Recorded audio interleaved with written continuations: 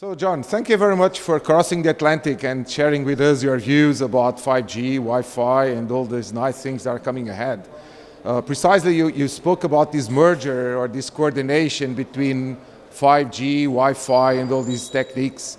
Can you give us your, let's say, views on these, what you expect to be in the future on these? Yes, well, thank you, Luis. It's nice to be here at the conference, and I appreciate the opportunity.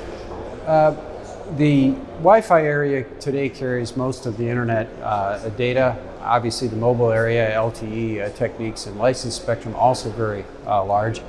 The two really need to come together and are coming together. There's already considerable offload. But as that happens, how do we make that more efficient? I think you see, to some degree, conflict between the two industries as they fight over some of the newer spectrum bands, the 6 gigahertz band, the 3.5 gigahertz band.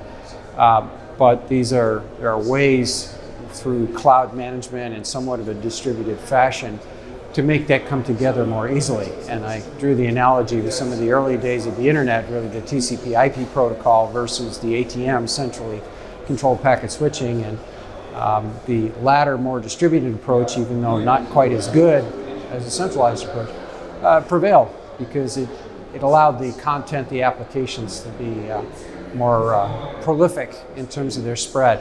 And I think the same thing is happening through Wi-Fi as a leader into the wireless area. So I tried to look at ways that actually could come together and suggested some techniques, the ergodic spectrum management methods that my company has been pursuing, and I find very interesting as a potential very productive solution to that problem. So let's wait a couple of years to see this working, right? Okay, it's already working, but I hope to see it spread, yeah. Thank you very much, thank you. Bye, thank you.